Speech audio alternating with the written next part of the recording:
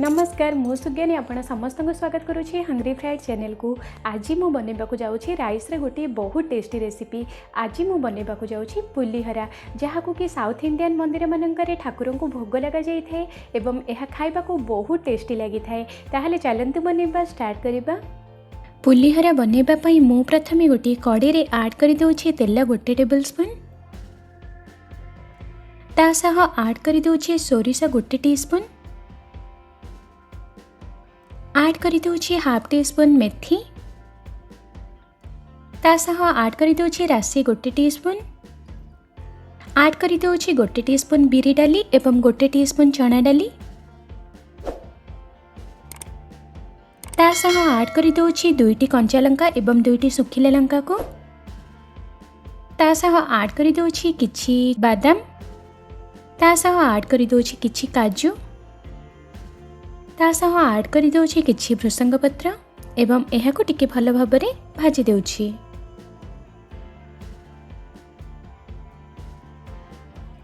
एबे मु एठी ऐड कर दउछि हिंग 1 पिंच एवं एहाको पुणी थरे मिक्स कर दउछि।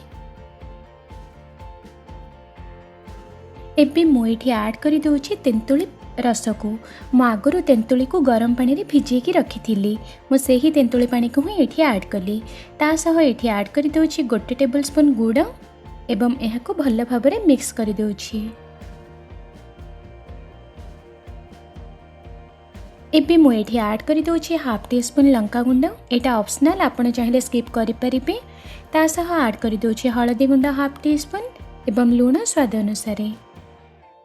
ऐड कर दउछि जीरा पाउडर 1 टीस्पून, धनिया पाउडर 1 टीस्पून एवं एहाको भल भाबरे मिक्स कर दउछि एवं एहाको 2 रु 5 मिनट जे कुक करिबा पई छाडी दउछि।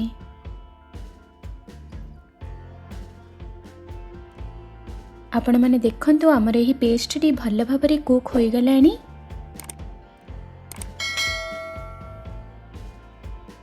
एबे मु एठी ऐड कर दउछि 1 बाउल राइस को।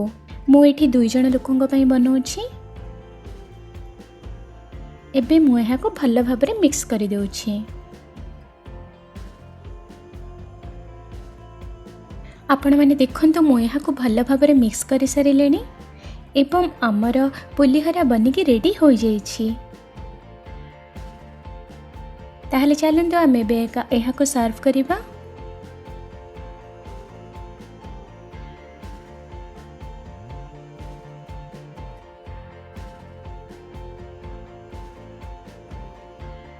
आउ आपण माने देखिले ना यह केते जल्दी मध्य बनिकी रेडी हो जाइछि एवं यह देखिबा को मध्य केते सुंदर देखा जाउछि। आपण माने थरे एही रेसिपी आपण घरे थरे निश्चित ट्राई करंतु।